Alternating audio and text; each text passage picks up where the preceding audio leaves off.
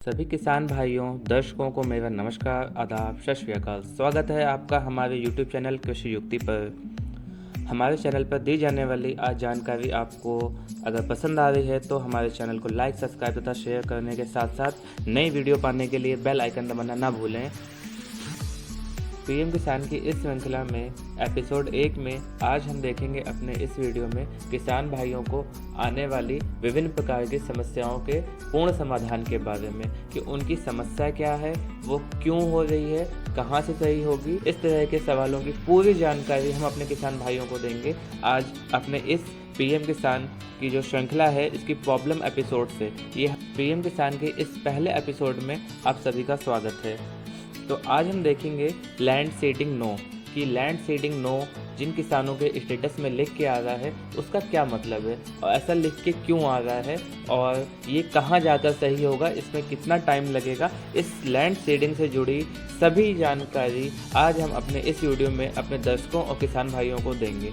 तो आज भाइयों, मैं आपको ये बताना चाहूँगा कि अगर आपके पीएम किसान स्टेटस में लैंड सीडिंग नो लिख के आता है, जैसा कि हमारे पास यहाँ लिखा हुआ है लैंड सीडिंग नो, इसका मतलब हमको ये समझना है कि जब भूलेख अंकन पीएम किसान योजना का चल रहा था तो हमारी जो भूमि है वो या तो नहीं चढ़ाई गई है राजस्व विभाग द्वारा या फिर चढ़ाने के बाद अपडेट नहीं हुई है, या फिर कि तकनीकी कोई समस्या होने के कारण ये हमारा जो भूलेख सत्यापन में भूमि जो हमारा अंकन होना था वो अपलोड नहीं हो पाया है।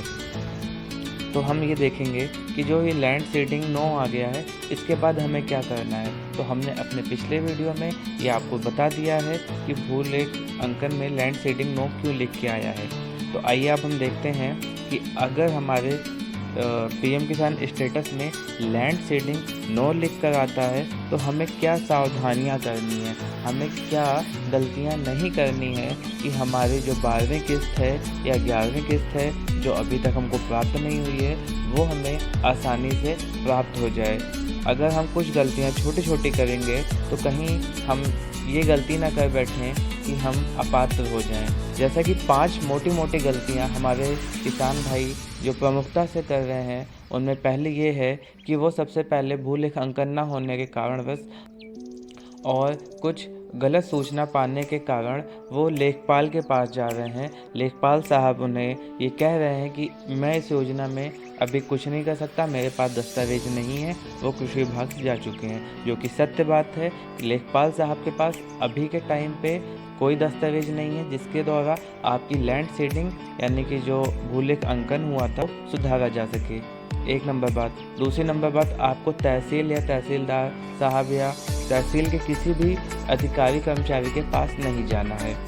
तीसरी बात अगर हम देखते हैं तो हमारे किसान भाई केवल स्टेटस लेके आते हैं। अगर वो आते भी हैं कृषि विभाग में तो केवल स्टेटस लेके आते हैं या आधार कार्ड लेके आते हैं, तो उनको अभी ये जानकारी नहीं है कि क्या क्या दस्तावेज लेकर आने हैं। तो मैं उन्हें बता दूं कि उन्हें अपने साथ दस्तावेज में एक पीएम किसान का स्टेटस निकलवा के लाना है जिसमें लैंड सीडिंग नो या कोई अन्य समस्या हो। दूसरी चीज़, उनको अपने साथ आधार कार्ड अपना लेके आना है। तीसरा, बैंक खाता जिसमें उनका पैसा जाया करता था, पहले आधार मोड से पहले या आधार मोड हो जाने के बाद जिस खाते में उनका पैसा गया है। तीसरी चीज़ उन्हें क्या लेके आनी है? तीसरी चीज़ जो सबसे ज़रूरी है दस्तावेज में, वो उन्हें अपने साथ खतौनी या जिसे इंतखाब कहा जाता है वो लेके आनी है, जो तहसील से निकलती है मोहर लगी हुई, या फिर नेट कॉपी भी चल जाएगी जो नेट से इंटरनेट से निकलती है।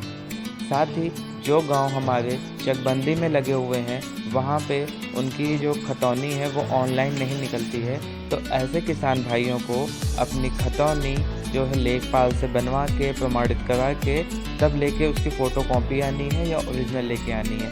ये 3 कागज़, आधार, बैंक खतौनी, इसके साथ में पीएम किसान का स्टेटस, ये 4 दस्तावेज लगा करके इसकी सत्यापन यानी कि जांच करानी है।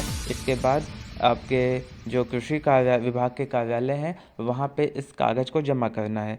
और इसके बाद हम देखेंगे कि किसान भाई चौथी गलती क्या कर रहे हैं, वो कृषि विभाग के किस कार्यालय में जाएं, उन्हें ये नहीं पता है। तो मैं अपने दर्शकों या किसान भाइयों को ये बताना चाहूँगा कि वो अपने न्याय पंचायत स्तरीय जो उनके कृषि अधिकारी हैं या उनके जो ब्लॉक पे यानी विकास खंड पे बने जो कार्यालय हैं, जैसे कि कृषि रक्षा इकाई का कार्यालय या प्रमुखता से राजकीय बीज भंडार जो भी हैं आपके ब्लॉक में बने होते हैं, जहाँ पे आपको बीज या कृषि से जुड़ी कोई भी तकनीकी सहायता या यंत्र उपलब्ध कराए जाते हैं, आप वहाँ पर जाएं, अपने दस्तावेज उनको सत्यापित कराएं। और मैं अपने किसान भाइयों को यह भी सुझाव देना चाहूँगा कि यदि उनका काम ब्लॉक स्थित कार्यालय से नहीं होता है तो वो अपने विकास खंड के या अपने ज़िले के संभागीय कृषि कार्यालय पे जा सकते हैं, या वहाँ पर भी उनका काम नहीं होता है तो वो अपने पीएम किसान के नोडल अधिकारी या फिर जिला कृषि अधिकारी, आप अपने ज़िले के उप निदेशक कृषि के यहाँ जा कर के अपना ये दस्तावेज दे सकते हैं तथा उन्हें अपनी समस्या से अवगत करा सकते हैं। तो अब एक बात जान लें कि इसकी कार्य विधि क्या होगी, प्रोसेस क्या होगा कि हमारा लैंड सीडिंग किस तरह से अपडेट होगा।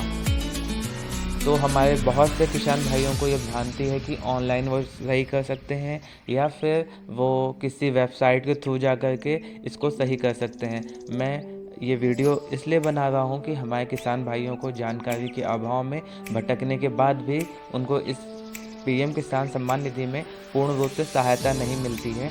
मैं आपको बताना चाहूँगा कि इसका जो कार्य विधि है पीएम किसान सम्मान निधि में जो लैंड सीडिंग नो हुआ है उसमें आपका जो दस्तावेज है उसका एक फॉर्मेट है, उसमें आपकी डिटेल चढ़ाई जाएगी।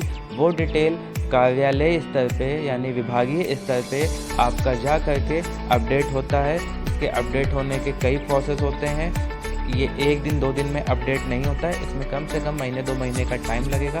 तो मैं अपने किसान भाइयों से कहना चाहूँगा कि सब्र के साथ दस्तावेज देने के बाद अपना स्टेटस चेक करते रहें और लैंड सीडिंग यस होने का इंतज़ार करें। DSB की अपनी 12वीं किस्त मिल जाएगी तथा जो लैंड सीडिंग में नो लिखा है वो आने वाले कुछ दिनों में आपका यस लिख के आ जाएगा। यस लिखते ही आपका हफ्ते 10 दिन के अंदर पैसा आपके खाते में आ जाएगा। तो इसी जानकारी के साथ मैं अपने वीडियो को यहाँ पर ख़त्म करता हूँ। अगर आपको मेरी जानकारी अच्छी लगी है तो मेरे चैनल को लाइक, सब्सक्राइब और शेयर करें ताकि हमारे अधिक से अधिक किसान भाइयों को इसका लाभ मिल सके और उनकी जो पीएम किसान सम्मान निधि है वो आती रहे और उसका वो लाभ उठाते रहें। धन्यवाद।